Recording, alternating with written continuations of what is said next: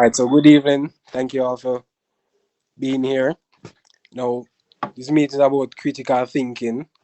So, just a little information, additional information that I have. All right, so critical thinking is a process that involves analyzing, evaluating, and synthesizing information in a rational and systematic manner to form well reasoned judgments and make informed decisions. It goes beyond simply accepting information at face value and involves questioning assumptions, identifying biases, and considering alternative perspectives.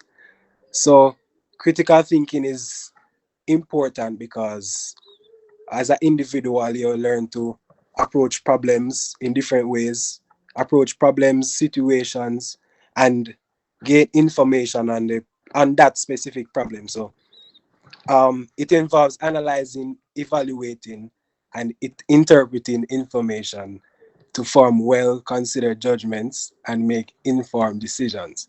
Now, critical thinking is effective in problem solving, decision making, evaluating information, and at the same time, you're being creative, you're enhancing your creativity as an individual. So, the document that I sent you all a document, and which you were asked to review and answer the questions. So now, the first question is for Tatiana. Okay, so Tatiana, are you hearing me? Yes, I am. Okay, for Tatiana, uh, seeing that you all have been at UCC and we all have had different experiences. Well, some different, some similar. So the first question is that you can identify hunting assumptions that have.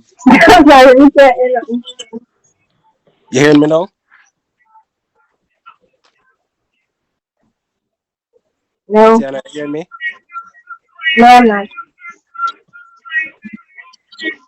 You hearing me now? No, no.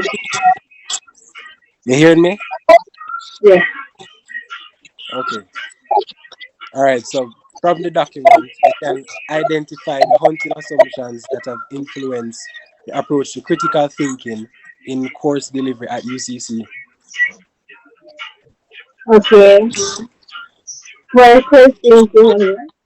I think the students' grades and how receptive students are to the feedback of lecturers and other students. Okay. Thank you, Tatiana. And our next question is for Michaela. Hello. Good evening, Michaela. All right. So the next question is for you. How have you validated the assumptions made following your observation?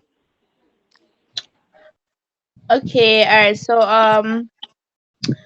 fellow classmates share their experiences with each other about their different lecturers, teaching styles, and how it affected their grades both positively and negatively. So that's how I think I validate assumptions. Okay, Michaela, thank you for that. Um, our next question is for Monique. Okay, the question, sir. Okay, so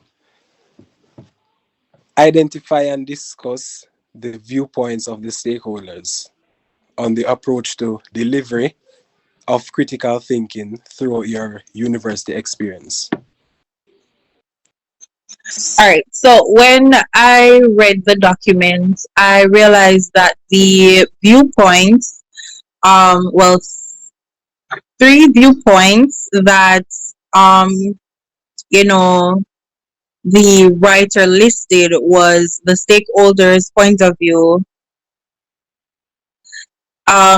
That document, he was talking about customers, but in this case, the customers would then be the students, right? And he, it's basically asking how the stakeholders, what's the stakeholders' point of view, what's the students' point of view, and how the lecturers will react to proposed change when it comes on to teaching. basically in this scenario, and how are other stakeholders likely to respond to these changes. Now, the stakeholders' point of view is they're looking at it from a point of view where they're saying, okay, this is the plan that we're going to put in place. This is how I want teachers to go ahead and teach because it has worked before. So with this set of students, it should work again. Now, let's say that point of view that they're coming from isn't really working with these students, right? So they're going to want to take a different approach and look at it from the student's point of view.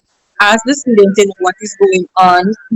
I think one of the earlier persons mentioned it. Ask the students what is going on, why they feel like it's not working or why they feel like it is working, so that they can then go ahead and put a plan in place to take a different approach, so that the students can become better critical thinkers.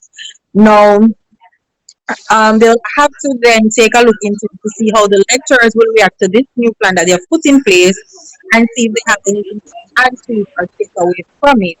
And how other stakeholders, because probably could be one or two stakeholders who have come to agreements with that, and then see how other stakeholders will respond to it, if they'll respond to it in a negative or in a positive way, to take a different approach in the learning process for students to become better critical thinkers.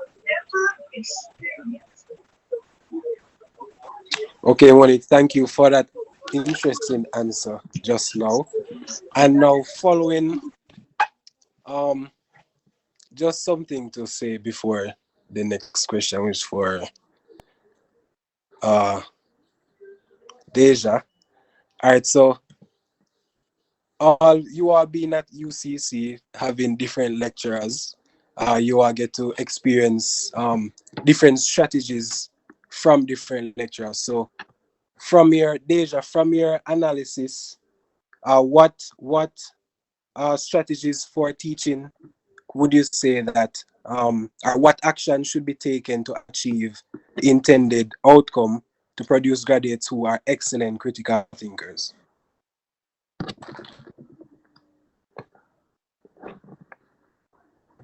You're Deja, talking your to me. mic You're is talking mute. to me.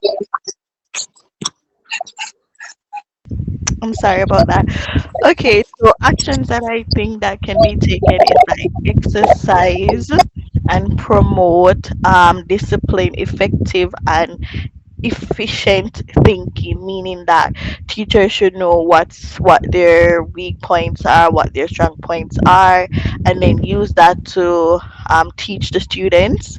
Know each student. You don't have to know each of them individually, but get to know like their learning style and so forth.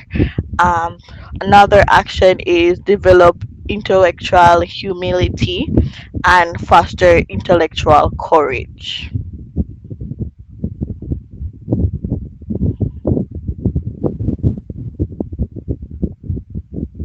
That's it. That's what I think.